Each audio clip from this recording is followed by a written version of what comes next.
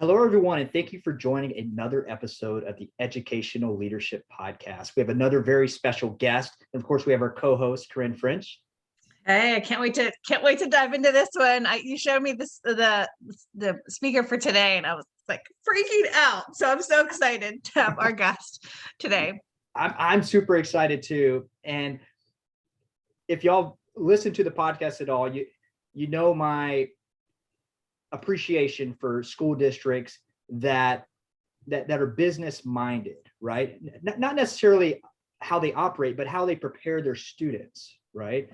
And how they prepare their students to go into business. And so I heard our guest, Dr. Martha Salazar Zamora, superintendent from Tomball ISD, speak at an event, and I was very impressed with what they are doing related to business and students. But before we jump into that, Dr. Z, you mind sharing a little bit about your background and welcome to the podcast?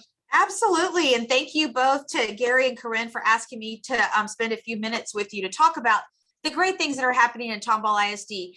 I am the very fortunate, very proud superintendent of the Tomball Independent School District. We are a fast growth school district with over 9% student increase just this year alone. We're at about approximately 21,000 students, and we of course are a suburb of Houston, kind of north of the Houston area. So Tomball is a district that we're extremely proud of, not only for our high academics, we're an straight A rated school district, but very proud of our financials as well, which will lead me to the topic of today, talking about a school district continuing and maintaining excellence in every way, but also looking and dabbling into becoming more of an enterprise system, which honestly, I was never taught as a superintendent in training many, many years ago. But I think it is something that we need to be aware of the opportunities and prepare future superintendents for what that looks like.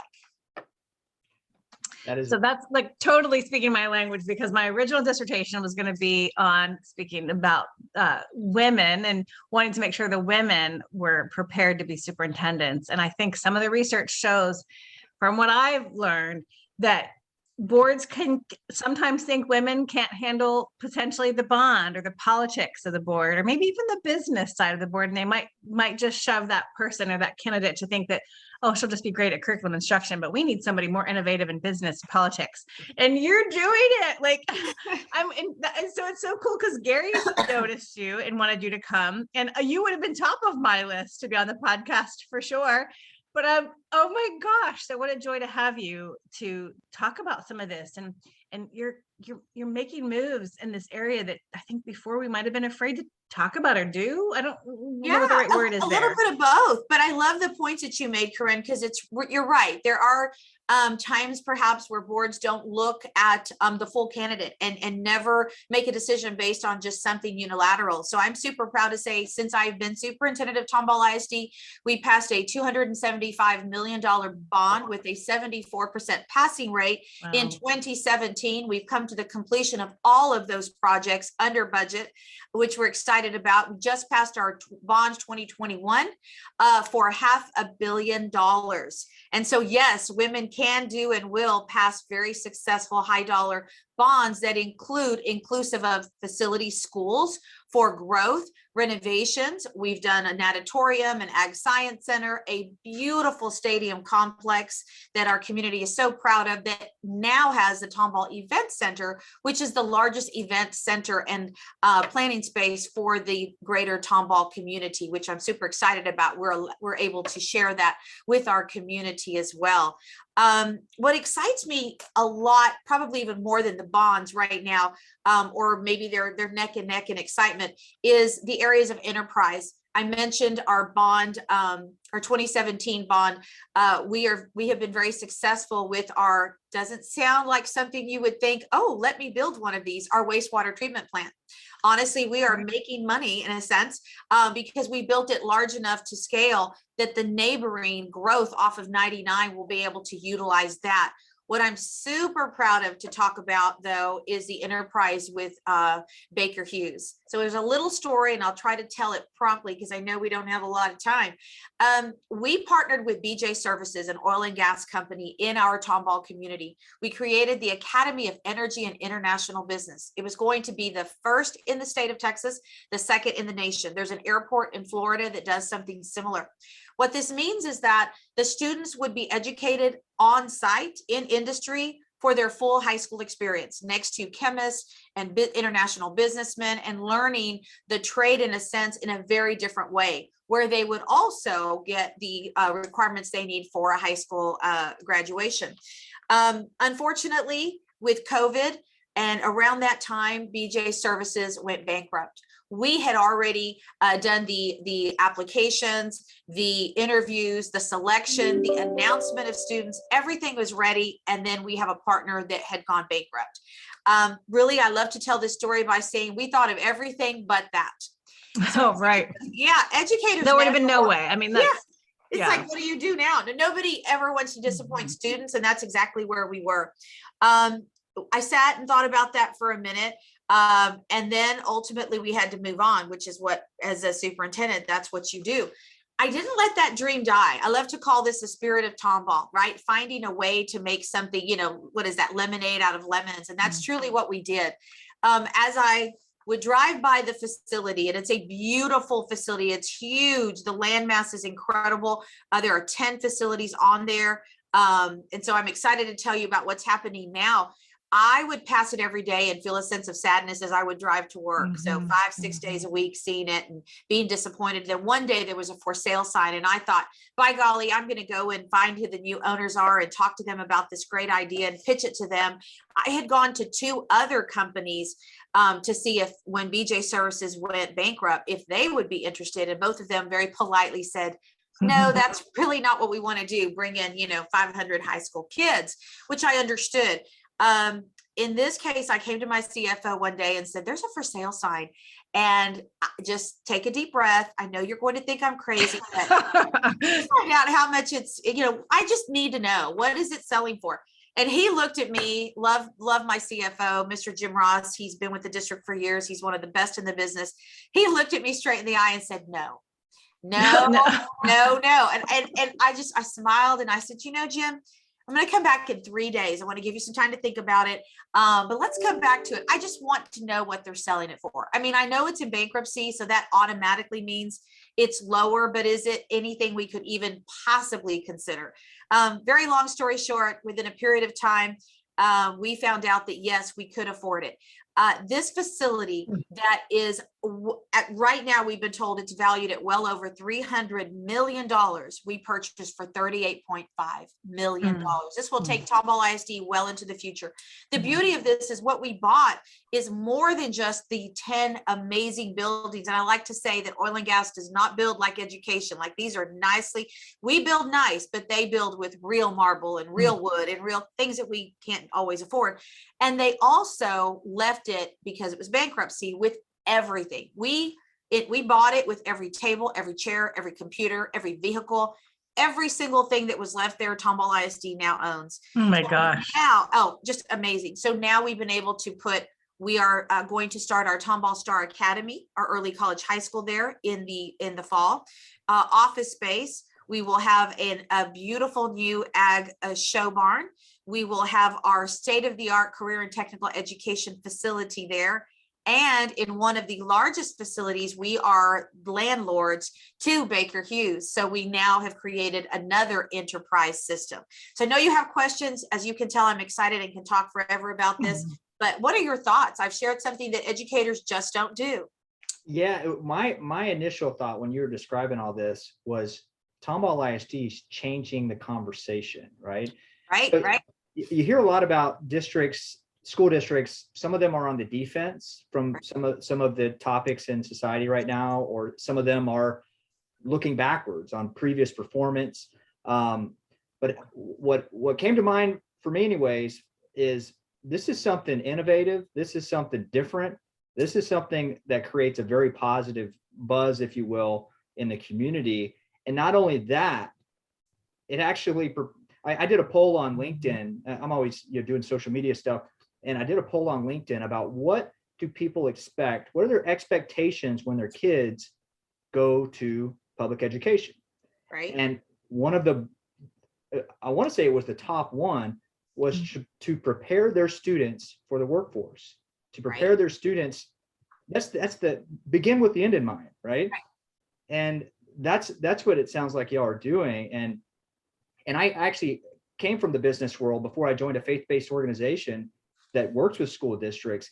And so I had that business mindset coming in, but there's a lot of districts out there that don't really have that connection with business. It's more, I don't know, it's just different. And that's why I love having you on the podcast. I try to get very innovative districts and innovative people on the podcast. And so, and then sometimes there are people that I already know, and I'm like, I see the list, I'm like, oh my gosh, this is so good.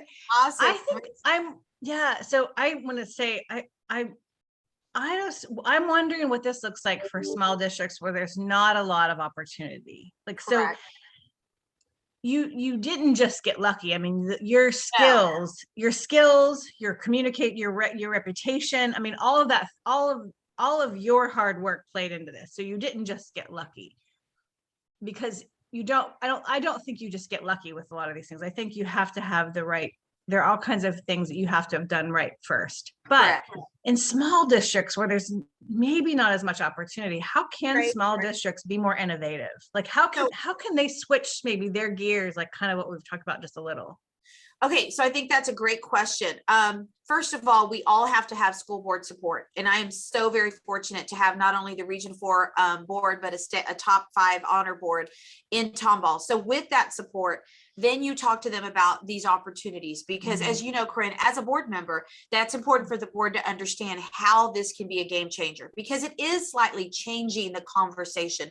We tend to not think about purchasing. I mean, I've seen districts purchase a strip center and remodel it into something, but not something like an oil and gas company that is equipped with millions of dollars of cranes and equipment. And I mean, I could go on and on about how we'll be able to utilize that. But let's think about it, really. Tomball ISD, although we are a fast growth district, Tomball is not a large community. Our students come from Montgomery County, Harris County, and a rather large landmass. And so even if you are a smaller district, I would challenge any superintendent to be connected in the community, keep your ear to the ground, and look for those nuggets of opportunity. Because I could have quickly said, well, they went bankrupt, there ends that dream. We had spent way too much time. I didn't know, fast forward, that although that door closed, more than one window opened, right? This ended up being a game changer for the entire district, not just a subset of students that would have gone to the initial academy. So I would say for a small district, Tomball's not a huge district, like again, 21,000 students, but our community is not that large either. So look at what you have and be, I hate to say innovative, that seems like such an overused word. Be a dreamer. Sometimes we are our biggest barriers, because again, superintendents in training aren't really taught the business side of it. But when you look at the enterprise side, I am able to rent to a company, a very reputable company, Baker Hughes, that is helping me fund the usage of the facility that we're now able to have. I didn't even mention there's so much property there. We're building a STEAM elementary school that will be state of the art on that site. We were able to, at 38.5, have enough land to put a whole elementary school. Corinne, you can, on a board, you can realize and appreciate what that means. And so the savings, although it maybe won't always be quite as large as this one, the benefit there, I think that every community might have a nugget somewhere that they're overlooking. It might be on your route to work every single day and you don't even know it. So whether it's a partnership or in this case, purchasing, right now, having passed our latest bond at again, close to $500 million, the cost to build is exorbitant.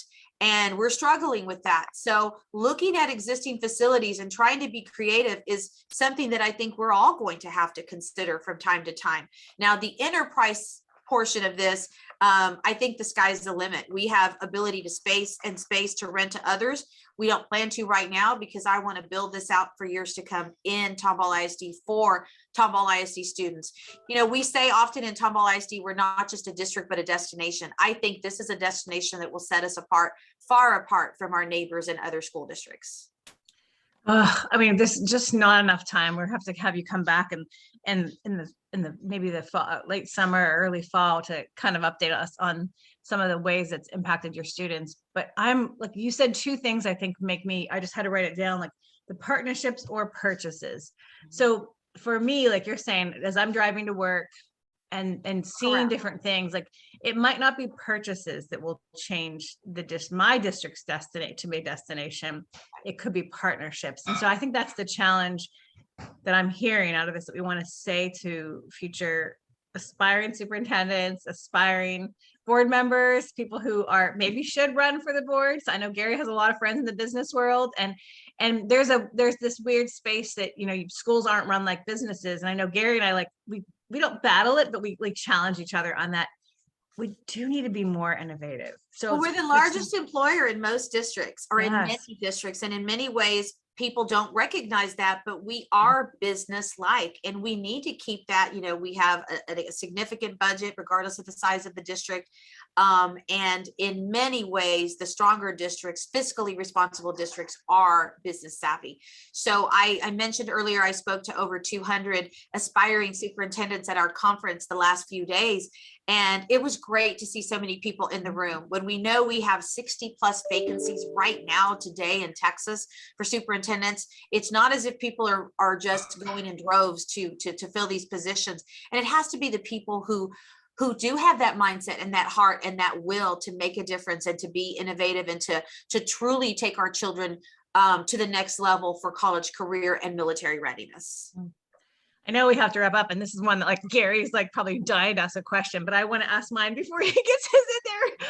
You mentioned, I mean, I think the partnerships and purchases, that's something that we all need to be mindful of. What kind of partnerships can we make? What kind of purchases should we be making? And I'm talking like dreaming purchases, not like regular things that we do with buy board, but dreaming bigger. But what is your big dream, like for as public ed moves forward? I know that you are not in this to just get by, like you're in this to keep moving these students and keep pushing, because our students are why we're doing this. So, and that with that in mind, like, what's some of your big dreams for our students who just came out of a global pandemic? I think maybe this podcast will be listened to, you know, people listen in the future, and this has been a hard year and a half. So while you are so positive, and I appreciate that, it's been tough on our students and our faculty members.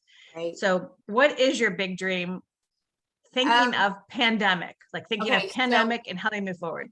Thinking of pandemic, my dream is that we do meet the needs, not just academically, but socially, emotionally, for our students, our staff, and our community. But bigger than that, because we can't accomplish that with limited funds, I have to advocate legislatively that the people making the decisions that impact the dollars that do or don't come to us, that they understand what our needs are and the money that truly is flowing to the school districts, because in absence of that, programs cannot continue to be developed and dreams cannot be met.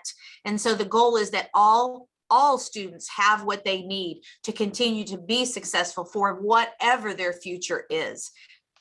That would be my I always cry. I'm not supposed to be so emotional, I know, but this always makes me tear up a little. So thank you. Yeah, and it's an amazing story. I mean, this is what y'all are doing is, I mean, I haven't seen any other district doing something similar. And I think districts listening in, this could be an idea. I mean, that this partnership aspect is fantastic. Before we close out, just want to give us a shout out to our sponsor, Ideal Impact. Ideal Impact is a faith-based organization that's providing funding to school districts. They're helping districts be good stewards of tax dollars.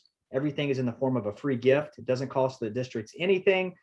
And what they do is they actually use energy and technology in a very innovative way to optimize the systems the districts already have. And so far, $1.5 billion. If you're interested in additional funding for your district, visit www.idealimpactinc.com, and it'll be in the description of the show notes as well. And Dr. Martha Salazar Zamora, I just want to thank you so much for coming on today's podcast. This has been So exciting. Any last thoughts to our listeners as far as from a innovation or just recommendation or anything like that? I would just say to anybody and everybody that touches education to continue doing what they're doing. We're doing it for the right reasons. And even on days that it feels, I mean, we're waiting for a winter storm to hit, there's additional challenges. Stay optimistic. Keep the love you have for a career that you went into, keep that alive, because students depend on that. I am so fortunate to be a public educator, and I'm so excited for people that are brand new in this field or those that have been in it for just as many years as I have been, because to every single day we change the lives of students. And thank you to both of you for believing and for asking me to share a little bit about what we're doing. We are providing visits, tours of what we're doing here in Tomball ISD. Our doors are always open, because the more we share, the better we are together. Thank you so much, Dr. Z. Thank you. Thank you. And for those that have been tuning in, stay tuned for future episodes of the Educational Leadership Podcast.